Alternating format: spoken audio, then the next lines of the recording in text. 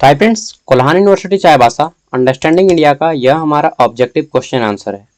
क्योंकि आजकल देखें मतलब ऑब्जेक्टिव गजब का लेवल पूछ रहा है यार। ठीक है, तो इसलिए मैं कुछ कुछ ऑब्जेक्टिव स्पेशली बना के लाया हूँ ताकि ऑब्जेक्टिव पे भी थोड़ा सा ध्यान दिया जाए। ठीक है, और सब्जेक्टिव की बात करें तो मैं ऑलरेडी सब्जेक्टिव के ऊपर 7 वीडियो अपलोड कर चुका हूँ। फिर से मैं बोल रहा हूँ, ठीक है, आज से 15 दिन पहले ही मैंने 7 वीडियो अपलोड कर चुका है, तो आप उसे देखिए।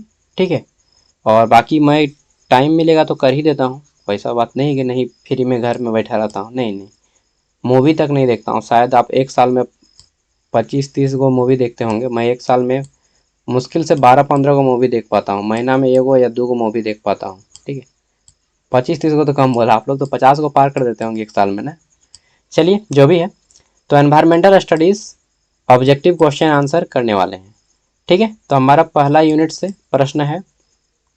पहला प्रश्न हिंदी इंग्लिश दोनों में है, क्योंकि आप लोग परेशान कर दिए कि भाई इंग्लिश में भी दीजिए। चलो इंग्लिश में भी है। तो पर्यावरण के कितने घटक हैं? 4। पर्यावरण के 4 घटक कौन कौन से हैं? सॉरी, ये काट दीजिएगा, पर्यावरण नहीं, वायुमंडल, या फिर वायुमंडल पर्यावरण भी बोल सकते हैं।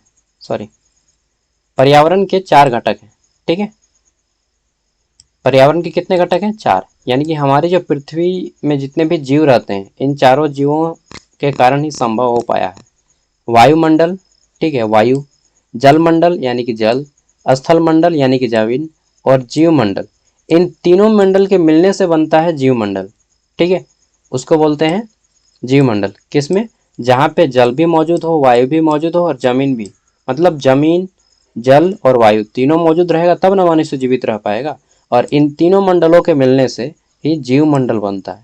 ठीक है, so atmosphere, hydrosphere, lithosphere and इन तीनों के मिलने से बनता है बायोस्फेयर। समझ गए? चलिए आगे बढ़ते हैं। अगला है हमारा पर्यावरण का अध्ययन का महत्व। एक मिनट, पर्यावरण अध्ययन का क्या महत्व है? तो देखिए, पर्यावरण अध्ययन क्यों करते हैं हम लोग? पर्यावरणीय समस्याओं को दूर करने के लिए, समझें और सतत विकास को बढ़ावा देने के लिए, और इनसे दूर करें। पर्यावरण की समस्याओं को समझें और उसको दूर करें। ऐसा आपको 5 मार्क्स में आ सकता है लिखने के लिए। ठीक है, ऐसा नहीं कि 1 मार्क्स का है तो केवल 1 मार्क्स का ही नॉलेज मिलेगा, इसमें आपको बहुत सारा नॉलेज मिलेगा। सतत विकास क्या है? क्वेश्चन आ जाए कि सतत विकास क्या है, तो ऐसा विकास जिससे हमारा भी फायदा हो और आने वाले हमारे जो बाल बुतरू है, मतलब आने वाला हमारा फ्यूचर जनरेशन रह जाए। ठीक है, उस पर कोई खतरा न मंडराए। मतलब अपना भी फायदा हो और हमारे आने वाली पीढ़ी पे कोई खतरा न मंडराए, ऐसा विकास को सतत विकास बोलते हैं। ठीक है, चलिए नेक्स्ट है हमारा यहाँ पे सस्टेनेबिलिटी, यानी कि सततता क्या है? सततता क्या है? सस्टेनेबिलिटी क्या है? तो वर्तमान आवश्यकताओं को इस प्रकार से पूरा करना कि भविष्य की पीढ़ियों प्रभावित ना हो। वही तो मैंने बताया कि हमारा भी फायदा हो और हमारे आने वाले जनरेशन का भी कोई नुकसान ना पहुंचे, उसी को बोलते हैं सतत विकास। ठीक है, अब अगला आता है हमारा पारिस्थितिकी तंत्र, इकोसिस्टम। क्या है इकोसिस्टम? पारिस्थितिकी तंत्र का मुख्य घटक क्या है? तो देखिए, जैविक घटक और अजैविक। ये नहीं समझ पाए भाई, थोड़ा और डिटेल में समझाइए। तो पारिस्थितिकी तंत्र कहते किसको है? तो देखिए, हमारे पृथ्वी पर मौजूद, ठीक है, 2 ही प्रकार के पृथ्वी पे तंत्र है। या तो उसमें जीवन पाया जाता है, ठीक है, या तो उसमें जीवन पाया जाता है यानी कि बायोटिक है, या फिर उसमें जीवन नहीं पाया जाता यानी कि एबायोटिक है। ठीक है, पंखा अबायोटिक है। चलिए और बताइए, मनुष्य जीवन पाया जाता है, बायोटिक है। ठीक है, और बताइए, स्मार्टफोन बायोटिक है या अबायोटिक? अजैविक, उसमें जीवन नहीं पाया जाता है। ठीक है, आपका लैपटॉप, कैमरा जितना भी है, ये सब क्या है? अजैविक। तो पृथ्वी पर 2 ही चीज पाए जाते हैं, या तो जिसमें जीवन पाया जाएगा या फिर जिसमें जीवन नहीं पाया जाएगा। तो वही है कि पारिस्थितिकी तंत्र के मुख्य घटक कई गो है? 2 गो। या तो जिसमें जीवन पाया जाएगा या फिर जीवन नहीं पाया जाएगा। जीवन पाया जा रहा है तो उसको हम लोग बोलते हैं जैविक घटक, जीवन नहीं पाया जाता तो उसको बोलते हैं अजैविक घटक। समझ गए बात को? जैविक और अजैविक का फंडा। हाँ, इंग्लिश में बोलते हैं बायोटिक, हिंदी में बोलते हैं एबायोटिक।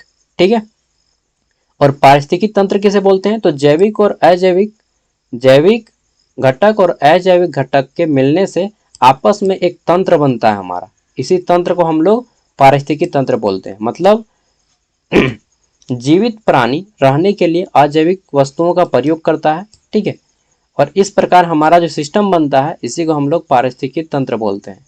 ठीक है, जहाँ पे सभी जीव और निर्जीव एक साथ मिलकर रहते हैं। हमने अपने फायदे के लिए निर्जीवों को यूज किया है। अगला है हमारा यहाँ पे पारिस्थितिकी अनुक्रिया। ठीक है, सक्सेशन क्या है? अरे भाई इस वर्ड को थोड़ा सा ध्यान से पढ़ना, बहुत डेंजर वर्ड है। ठीक है, इंग्लिश वाला। चलिए, तो पारिस्थितिकी अनुक्रिया क्या है? पारिस्थितिकी अनुक्रिया क्या है?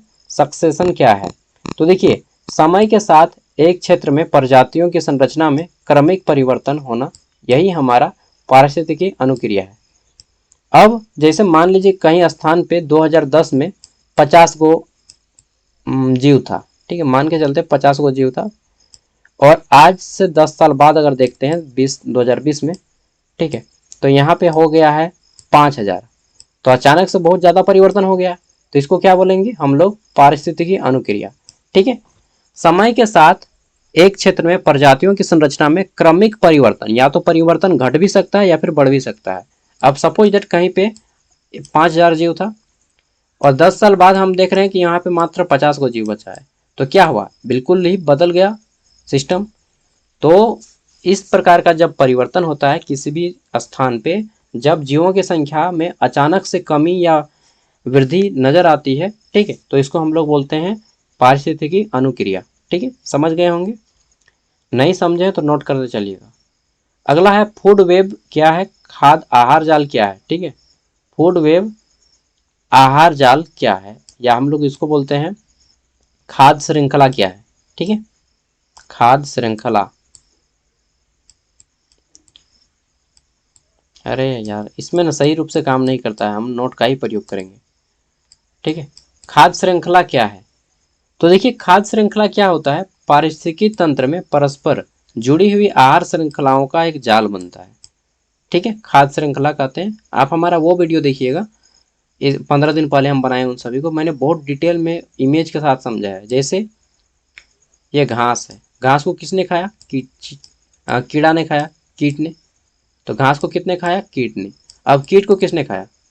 कीट को खाया मेढक ने। ठीक है, मेढक, फ्रॉग। बैंग हम लोग बोलते हैं, आप लोग क्या बोलते हैं मेढक को? बैंग। हम लोग बचपन में पढ़ाई करने जाते थे तो पूछता था व्हाट इज योर नेम, तो हम बोलते थे खाटिक तरह बैंग। ठीक है। तो कहावत आज भी याद है, बैंग। चलिए, तो ये हो गया घास। घास को किसने खाया? कीट ने। कीट को किसने खाया? मेढक ने। मेढक को किसने खाया? स्नेक ने। ठीक है, स्नेक को किसने खाया? बाज ने। बाज। ठीक है, जिसको हम लोग गरुड़ बोलते हैं। और गरुड़ को किसने खाया? फिर यह मर गया तो फिर इसको कीटाणु जीवाणु ने खाया, और कीटाणु जीवाणु से क्या बना? फिर घास बना। तो इस तरह से एक जाल बन रहा है, देख रहे हैं ना, ये जाल बन रहा है। इस जाल को बोलते हैं खाद्य जाल। ठीक है, आप ऐसा भी बोल सकते हैं कि घास है, घास को किसने खाया? बकरी ने। छगरी ने खाया घास को, छगरी बोलते हैं जी आप लोग, छगरी। ठीक है, ये गोट है और इस गोट ने खा गया घास। कैसा गोट बना रहा है जी? जैसा गोट बना। तो ये गोट ने खा गया घास। ठीक है, अब गोट को किसने खाया? मनुष्य ने खाया। गोट को किसने खाया? मनुष्य ने खाया। अभी मनुष्य जब मर गया तो इसको कौन खा रहा है? जीवाणु खा रहा है। ठीक है, या फिर जल गया, जल के राख बन गया, और वो अंततः कहाँ गया? मिट्टी में मिल गया। मिट्टी से क्या बना फिर? जीवाणु। जीवाणु विषाणु जो भी बनता है, ठीक है, तो ये फिर घास बन गया।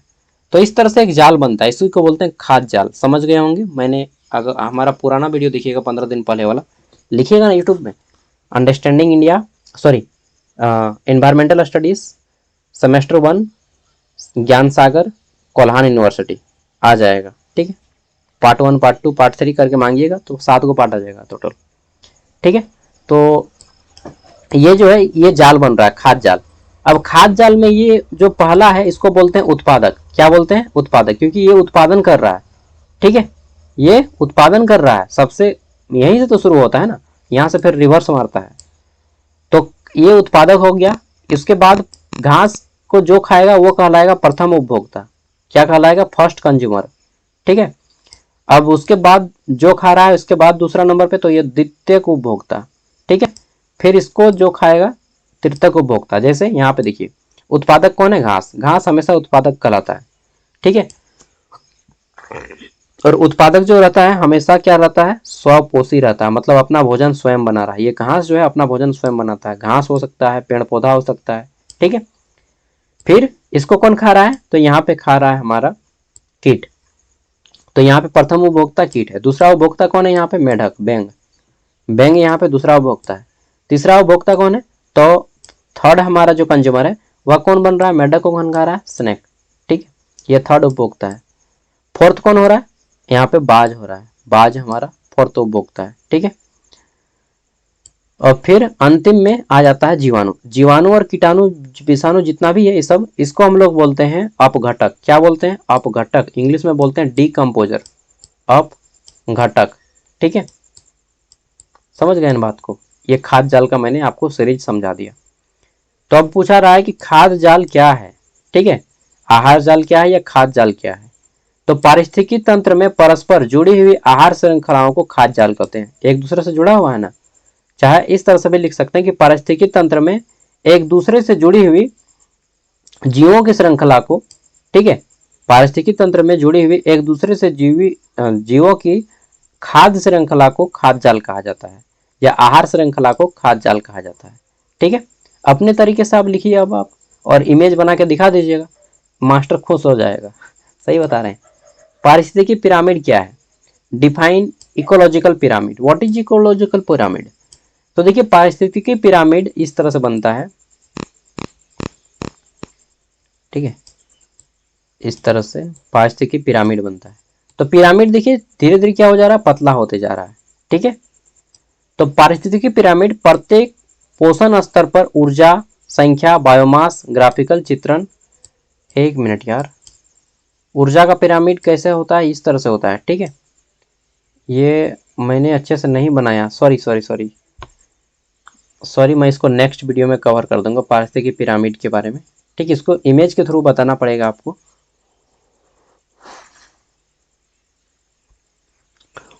सॉरी। नेक्स्ट हमारा आ जाता है प्राकृतिक संसाधन। प्राकृतिक संसाधन क्या है, तो देखिए प्राकृतिक संसाधन जैसे मृदा हो गया, पेड़ पौधे हो गए, जो प्रकृति के द्वारा बनाए जाते हैं उसे प्राकृतिक संसाधन कहते हैं, जो मनुष्य के हाथ में नहीं है, ठीक है, वो सारे प्राकृतिक संसाधन है हमारे। तो मृदा अपरदन का कारण क्या है, मृदा अपरदन कैसे होता है, तो देखिए वन के कटने से होता है, ठीक है, या फिर आप अधिक बाढ़ हो गया, ठीक है, अत्यधिक वर्षा हो गया, अत्यधिक चराई कर देंगे तो घास खा जाएगा, तो घास की जड़ी कमजोर हो जाएंगी, तो उससे भी हमारा मृदा अपरदन होता है, ठीक है। अनुचित प्रकार से खेती हो गया, इसके अलावा लिख दीजिएगा बाढ़ हो गया, सुनामी हो गया, ठीक है, और भूस्खलन हो गया, इन सभी से भी कारण हो सकता है मृदा का अपरदन, ठीक है। अगला है दो नवीकरणीय ऊर्जा स्रोतों के नाम बताइए। तो नवीकरणीय ऊर्जा स्रोत, सौर ऊर्जा, पवन ऊर्जा। देखिए ऊर्जा कितने पर सॉरी, यहाँ पे आप समझिए संसाधन के बारे में, संसाधन, ठीक है। तो संसाधन जो होता है हमारा दो प्रकार का होता है, एक होता है नेचुरल यानी कि प्राकृतिक, एक होता है हमारा मैन मेड, ठीक है, यानी कि मनुष्य के द्वारा बनाया गया, ठीक है। तो संसाधन कितने प्रकार के होते हैं, दो प्रकार के, प्राकृतिक संसाधन और मानव निर्मित संसाधन।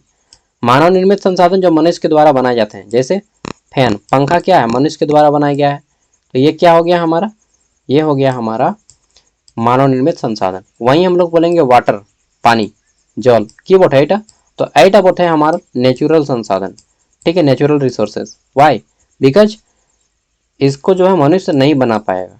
समझ रहे हैं बात को, हाँ, तो आराम से सब समझ ले। चलिए देखा ये आगे क्वेश्चन, नेक्स्ट क्वेश्चन हम इनकर की है। तो अगला क्वेश्चन पूछल गया है कि बांध निर्माण का पर्यावरण पर क्या प्रभाव पड़ता है। मैं लैंग्वेज चेंज कर रहा हूँ, आप लोग कैच कर रहे होंगे। बांध निर्माण अगर हम लोग करते हैं तो क्या होगा, देखिए सपोज दैट एक गांव है, ये गांव है, ठीक है, ये एक जगह पे हमारा तालाब है।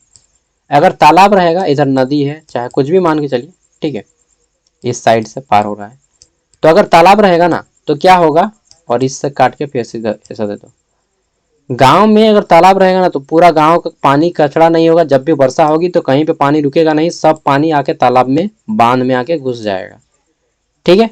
तो गांव में बीमारी नहीं फैलेगी, पहला बात। दूसरी बात कि तालाब में पानी हमेशा भरा हुआ रहेगा, यानी कि आपको खेती के लिए हो, सिंचाई के लिए हो, या फिर गर्मी के दिने नहाने के लिए हो, तालाब में हमेशा पानी रहेगा। तो बांध निर्माण बहुत जरूरी है। वहीं अगर बड़ा बांध रहेगा तो यहाँ से हम लोग बिजली भी उत्पादन कर सकते हैं, ठीक है, बिजली उत्पादन कर सकते हैं। इसके अलावा क्या कर सकते हैं कि हम लोग बांध के सामने फैक्ट्री भी लगा सकते हैं, ठीक है। तीसरा फायदा क्या है कि हम लोग बांध रखेंगे तो डेफिनेटली बात है कि मछुआरे भी आएंगे, तो यहाँ पे लगभग 50 घरों का मछली के कारण जो है ये बड़ा बांध रहा तो 50 गो घर मछली से पेट पोसा जाएगा। समझ रहे हैं बात को, तो कितना फायदा है बांध बनाने से। इसके अलावा अगर बांध बनाते हैं हम लोग, ठीक है, तो टूरिज्म भी खुलता है, मतलब आदमी भी आता है घूमने के लिए, पिकनिक मनाने के लिए, हनीमून मनाने के लिए, ठीक है। आप भी जाइएगा हनीमून। यह विस्थापन जैव विविधता और हानि और जल प्रवाह में परिवर्तन करता है। देखिए अब इसका नेगेटिव भी है कि अगर बांध बनेगा यहाँ पे तो यहाँ पे जो भी लोग रहता है आपस में इन सबको दूर जाके कहीं बसना होगा, तो ये विस्थापन भी होता है, ठीक है। तो अब विस्थापन होता है, जैव विविधता की हानि होती है, वो बहुत सारे जीवों को भी मारा जाता है, लेकिन उससे ज़्यादा जीव वहाँ पे जन्म ले लेते हैं, और जल प्रवाह में परिवर्तन करता है, ठीक है। तो अल्टीमेटली बांध बनाना एक तरह से सही भी है और गलत भी है, लेकिन हर एक चीज़ में कुछ ना कुछ गलती भी होता है, कुछ ना कुछ सही भी होता है। कोई भी डिसीजन 100% सही नहीं होगा, ठीक है। बहुत सारे डिसीजन में, मतलब जीवन मरण में तो डिसीजन सही ही होता है, लेकिन मैक्सिमम जगह पे आप 100% सही डिसीजन नहीं ले पाएंगे, ठीक है। अगला है भारत में जल संघर्ष के मुख्य कारण क्या है। तो भारत में जल संघर्ष का मेन रीजन क्या है, जल संसाधन का असमान वितरण, ठीक है। हमारे यहाँ पे सभी जगह पे वर्षा नहीं होती है, इसके अलावा हर जगह पे पानी कहीं पे 50 फीट में मिलता है तो कहीं पे 500 फीट में मिलता है, ठीक है। तो यह समान वितरण है, बाकी अपना दिमाग का प्रयोग करें, ठीक है। अगला है हमारा जैव विविधता और संरक्षण। इसमें क्वेश्चन क्या है हमारा कि जैव विविधता के 3 स्तर कौन से हैं। तो एक है आनुवंशिक स्तर, एक है प्रजातिक स्तर और एक है पारिस्थितिकी तंत्र विविधता, ठीक है। दूसरा प्रश्न है हमारा IUCN रेड लिस्ट क्या है। तो देखिए रेड डाटा बुक पढ़े हैं, रेड डाटा बुक क्या है कि जो संकटग्रस्त प्राणी है उसको उसमें, या लुप्त प्राय होने के कगार में है या लुप्त हो चुके हैं, उन सभी जीवों को उसमें लिस्टेड किया जाता है, ठीक है। उन सभी को इसमें लिस्टेड किया जाता है, यही रेड डाटा बुक है, ठीक है। वैश्विक स्तर पर पूरा वर्ल्ड लेवल पे संकटग्रस्त प्राणियों को या लुप्त प्राय प्राणियों को उसमें सूचीबद्ध किया जाता है। जैसे भारत में पहले नीलगाय मिलती थी बहुत ज़्यादा, अभी नीलगाय कम हो गई है, ठीक है। लाल सिर वाली बतख, लाल सिर वाला बतख देखें, लाल सिर था उसका, जो सिर था लाल था, लाल सिर वाली बतख वो भी कम हो गई है, ठीक है। इसके अलावा भारत में बहुत सारे जो पहले गिद्ध रहते थे, गिद्ध, आजकल गिद्धों की भी कमी हो गई है। तो जो संकटग्रस्त हैं या लुप्त प्राय प्राणी है, जैसे डायनासोर लुप्त प्राय प्राणी है, ठीक है। तो जो लुप्त प्राय प्राणी है उन सभी को इसमें रेड लिस्टेड में लिस्ट दिया जाता है, ठीक है। इन सिटू संरक्षण क्या है, यानी कि इन सिटू कंजर्वेशन क्या है। तो देखिए प्रजातियों का उनके प्राकृतिक आवास में संरक्षण ही इन सिटू कंजर्वेशन है। जैसे उदाहरण दीजिए, जैसे हम लोग बना दिए प्राकृतिक, सॉरी, जितने भी मतलब जीव हैं जो जंगल में, ठीक है, उनको उनके प्राकृतिक आवास में संरक्षण, यानी कि वहीं पे उनको हम लोगों ने बना दिया, क्या बना दिया, नेशनल पार्क बना दिया, नेशनल पार्क। तो वो क्या हो गया हमारा, वो हमारा हो गया इन सिटू कंजर्वेशन, ठीक है, यानी कि उनके आवास स्थान में ही हमको उन्हें संरक्षण दे दिए। या फिर हमने बना दिया अभ्यारण्य बना दिया, जैसे बिरसा मुंडा अभ्यारण्य, दालमा अभ्यारण्य, ठीक है। बेतला नेशनल पार्क कहाँ पे है, बेतला नेशनल पार्क, तो ये हमारा बेतला नेशनल पार्क है लातेहार में, ठीक है। लाइन भी कट गया यार, चलिए, अच्छा लाइट भी मैंने नीचे रखा है। आगे देख लेते हैं। तो नेक्स्ट आता है हमारा यहाँ पे, भारत में 2 जैव विविधता हॉटस्पॉट का नाम बताइए, ठीक है। तो पश्चिमी घाट और पूर्वी घाट, ये 2 जैव विविधता हॉटस्पॉट के नाम है, ओके। तो इस तरह से हमारा जो है पेपर कंप्लीट होता है। इसमें मैंने बहुत छोटा सा इन्फॉर्मेशन दिया है, ज़्यादा तो नहीं दिया है। मैं 7 वीडियो बनाया हूँ जो understanding India, sorry, environmental studies का, आप उसे देख लीजिए, यूट्यूब में ऑलरेडी अपलोड है, वो बहुत काम देगा, क्योंकि उसमें मैंने बहुत मेहनत करके बनाया था उस टाइम पे, ठीक है। और मतलब उसमें बहुत फिगर वगैरह दे दे के बनाया है यार, इसलिए बोल रहा हूँ, देख लीजिए, यूट्यूब में सर्च कीजिएगा ना तो आपको ब्लैक कलर में देखने को मिल जाएगा, ठीक है। जैसे मैं एक बार दिखाई देता हूँ आपको, चलिए, हो सकता है आप लोग मेरी बात को सीरियसली ना लें, क्योंकि वहाँ पे मैंने बहुत मेहनत से बनाया है। यूट्यूब पे आइएगा इस तरह से, और यहाँ पे सर्च करना है आपको। क्या सर्च करना है? सपोज दैट ये हमारा यूट्यूब खुल जाएगा, ठीक है। और यहाँ पे आपको सर्च कर लेना है, लिखिएगा भैक, ठीक, भैक एनवायरमेंटल स्टडीज़, ठीक है। चाहे EVS मैं शॉर्ट में लिखता हूँ, एनवायरमेंटल स्टडीज़ को EVS लिखा जाता है, EVS सेम 1, ठीक, सेम 1 कोल्हान यूनिवर्सिटी, ठीक है, कोल्हान यूनिवर्सिटी। ये मैंने लिख के सर्च मार दिया, और यहाँ पे हम कर देते हैं पार्ट 1। अरे यार आओ तो सही, तो एक बार आओ तो सही, दिल दिया है तेरे को, गाना सुना है ना, पार्ट 1 ये हमने कर दिया और सर्च मार दिया, ठीक है। अब जो आएगा हमारा, ये देखिए मैं दिखा दे रहा हूँ आपको अभी, ये वाला, ये सब वीडियो देखिए, ये सब वीडियो मैंने बहुत मेहनत से बनाया है, ठीक है। ये देखिए, अरे भाई रुको यार, देख रहे हैं ना नीचे वाला, हाँ एक पार्ट हो गया।